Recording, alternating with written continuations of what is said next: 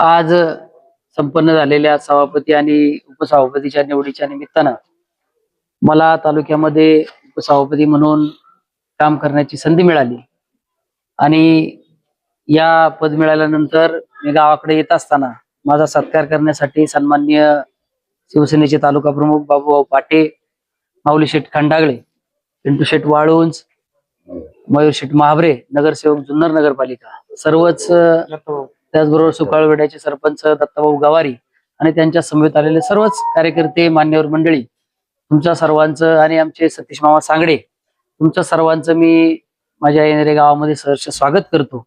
आणि तुमच्या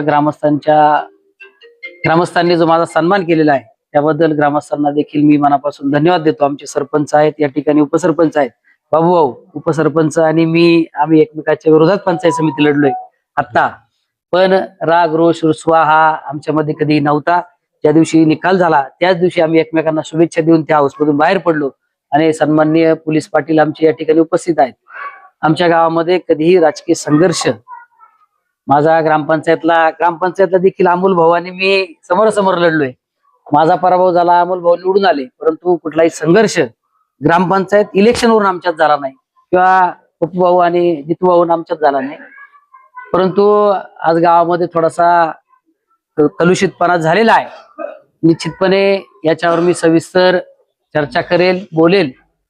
ज्या काही घटना घडामोडी घडलेल्या आहेत या 8-10 दिवसामध्ये, त्या याच्यावर मी निश्चितपणे माझे नेते, जे काही संपर्क नेते असतील, गटनेते असतील, जिल्हा प्रमुख असतील, ते देखील बोलतील. इतकी घाई मी करणार नाही.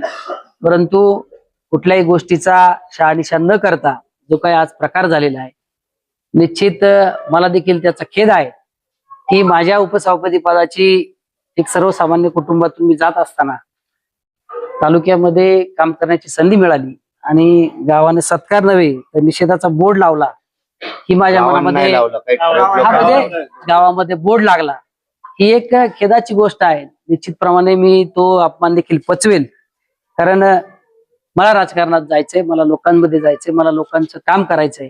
निश्चितपणाने आपल्या सर्वांच्या आशीर्वादानं, मारुतीरायाच्या आशीर्वादानं मी तालुक्यामध्ये सर्वसामान्यांना केंद्रबिंदू मानून आपल्या सर्वांच्या साथीनं आणि आमचे जे काही 16 सदस्य आहेत त्या सर्वांच्या साथीनं तालुक्याचा विकास करण्याचा प्रामाणिक प्रयत्न करेल, हा शब्द आपल्या सर्वांना देतो आणि थांबतो. जय हिंद, जय महाराष्ट्र.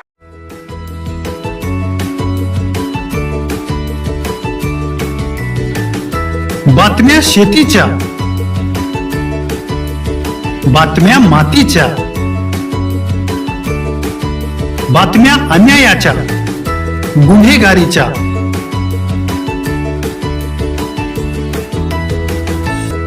राजकारणाच्या आणि समाजकारणाच्या,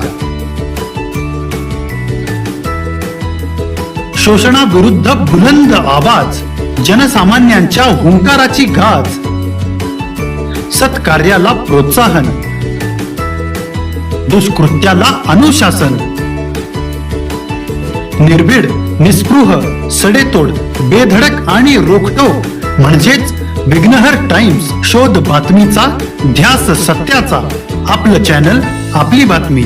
सबस्क्राईब तर कराच, पण बेल आयकॉनवर क्लिक करायलाही विसरू नका.